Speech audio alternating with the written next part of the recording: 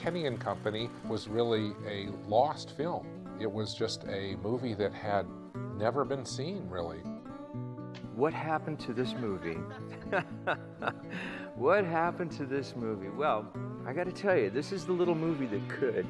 We had no distribution at that point. We had no idea where we were going to go with it, but it turned out to be a great film. We screened it with audiences in California, and it probably got the best response of any film I've ever made.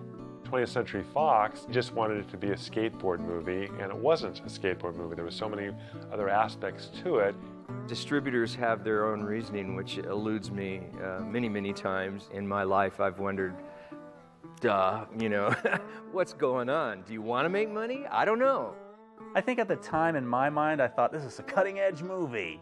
And maybe in some sense it was. Don felt that, rightfully so, there'd never been a movie that really showed the joy that young kids have of Halloween, being able to be out there on their own with no parents and just have an entire adventure for the night. Halloween is arguably one of the high points of the year in a kid's life, especially 12 years old. Kenny and Company is about the experience of growing up. It centers around Halloween, but it really is the experience of youngsters learning what life is all about. And they had this wonderful 4-day experience where they had so many adventures, so much fun. But in addition, it was serious in the sense that they learned a lot about very difficult questions that parents have difficulty answering. Well, when shooting began, it was probably, I'm going to say it was 1974. 75. Okay, so I'm going to say it was 1975. In Long Beach, it all happened in and around Don's parents' house with a very small crew of just 7 young men and women, like in college or maybe out of college or dropped out of college, probably more like it. My father helped me out with the executive producing chores.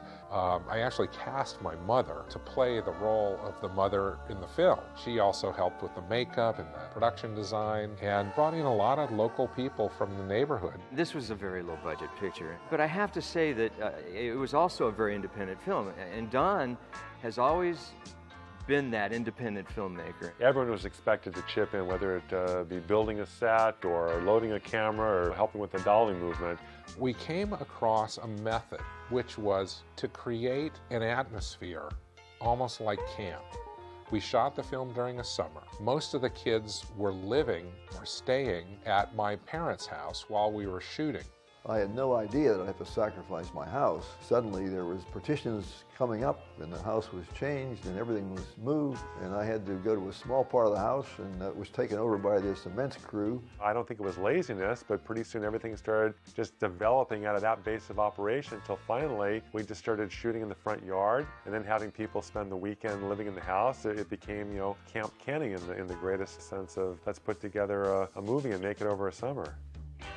They had to wrangle all those kids and keep them safe from wandering off, and so I think they had a bus that they rented, and after every scene, all the kids would get rustled onto the bus, and one of the crew guys, Steve, he entertained the kids on the PA system in the bus. The whole crew, they were just kids themselves. I just remember it being a lot of fun. There was a lot of girls my age in the 6th grade, and lots of flirting, and we had a good time. There had been a kid who I used to see walking home from school. He was about 14 years old, and I knew that he was a high school football player, and he was kind of tough and mean-looking. And one day I stopped him and started talking with him. He was actually a really nice guy, and I said, I'm writing this script. Would you think about maybe playing it? He says, well, what part am I going to play? And I said, well, you're going to play the bully.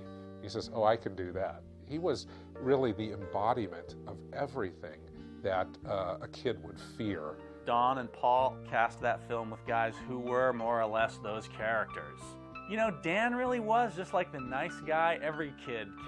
I think that Dan was perfectly cast. A really all-American boy, blonde hair, blue eyes, I think, and just a stunningly handsome little guy. Jeff Roth, it all fit together perfectly. He was the kind of the geeky little kid, and he was 2 years younger than us or 3 years younger than us, and so, we treated him just like you'd expect. Jeff Roth was always tagging along and trying to become their friend, and they were never allowing this.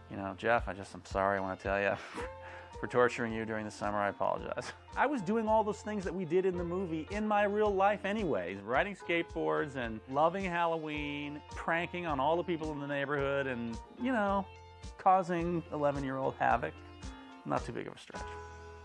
Reggie Bannister was an actor that had been cast in Jim the World's Greatest, and he had just one scene. He was a hang glider pilot, but we all enjoyed him so much. He just stole the whole scene. He was so terrific, and we knew that whatever we did, we needed to find a role for Reggie. I had a teacher who really made an impact on me. His name was Ralph Domino, and Ralph would go out there and would play football with the kids at recess and would talk to kids as if they were contemporaries. Mr. Donovan was just a really neat guy, really understood kids, and I think that some people are unlucky enough not to ever have a cool teacher, and I think that's unfortunate because I think it's so important to have teachers that you can emulate, you know, that can be that role model for you. Well, Don offered me this role in the film, and I thought, well, gee, this is a great opportunity. And I went to the set, and of course I waited for about 5 hours before they got around to shooting my part. And they took care of it in about 2 minutes. And it turned out to be something that I really hadn't expected. Yeah, I thought it'd be fun to have some type of cameo role, and Don let me play the monster. I then found out a couple scenes later that Don had in store for me that the monster gets hit by a car. I didn't get too hurt, but it cost us about $400 to fix the windshield and some of the dents on the Volkswagen. After the movie was finished, Don started taking it around to all the studios, and it got good response, but I think a lot of the studios didn't know really how to market it. They have purchased distribution rights for it and put it on a shelf somewhere. And you just go, well, why did you spend the money? Why did you make the deal? It was probably about a year after we'd finished Kenny and Company. I got a phone call from Tohotoa, the biggest Japanese film importer, inviting myself and the 3 boys to come to Tokyo for the Japanese theatrical release. This was shocking because we had thought the film had disappeared without a trace. Suddenly we were flying off on a couple-week promo tour in Japan and Tokyo and Miyazaki and Osaka. Don, of course, had the responsibility of taking care of these youngsters in Japan. If I was the mother and father of one of these children, I don't think I would have agreed to have this done. Jeff Roth and Dan McCann and Don Coscarelli and no parents and nobody else except Coscarelli, the chaperone, who was, all of 24. We arrived at the Tokyo airport and there were kids waiting to meet the boys. They were already celebrities and the movie hadn't even opened. There's all kinds of Japanese girls all screaming and chased down the street and diving into the limousine, and big fat ego trip. There were articles on the boys in every different media, the press and the magazines, on television. It was a thrilling experience for all of us that we had a major hit in a major theatrical country. 2 years later, I went back to Japan for the opening of Phantasm, and I picked up a movie magazine and I looked at it, and in the top 10 movie stars, Mike Baldwin was listed number 7, ahead of Sylvester Stallone and Dustin Hoffman, 2 years after the release of Kenny and Company.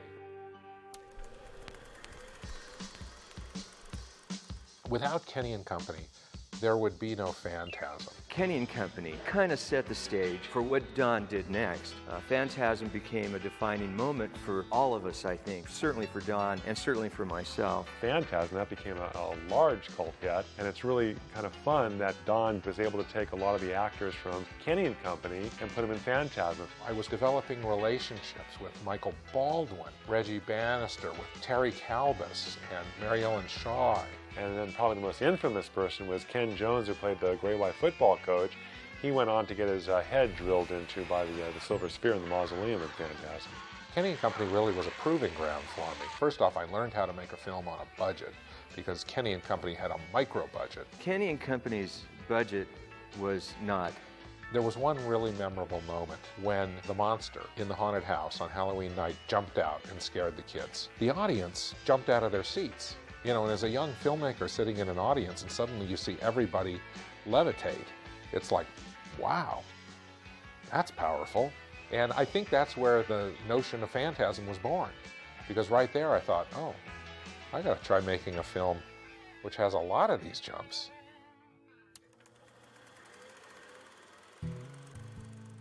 I was 21 years old when I made Kenny and Company.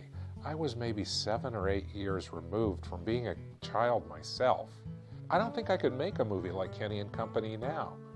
I've forgotten what it's like to be a kid. I can't remember the nuances, the events, the meaningful aspects of what it's like to be a kid growing up. A kid can gain a lifetime of knowledge from one experience, and it can change their lives. One experience can change their lives.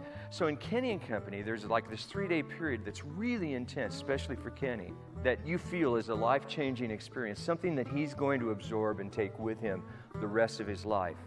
Watching the movie now, it brings back such great memories, and it's such a fun movie. It brings so many good memories to other people, and it was just a one-time experience to be able to make a movie that was really simple, and it just came out really great. I think of the films that I've made, Kenny and Company is probably the closest one to my heart. It's a film that I'm very proud of. It covers a period of time which was really meaningful to me, which was my childhood. Because I really had a terrific childhood. I grew up in a suburban area with really no concerns other than what was going to happen on Halloween night. And that's what I tried to show in the film, was what everyday life of a 12-year-old and his friends could be like.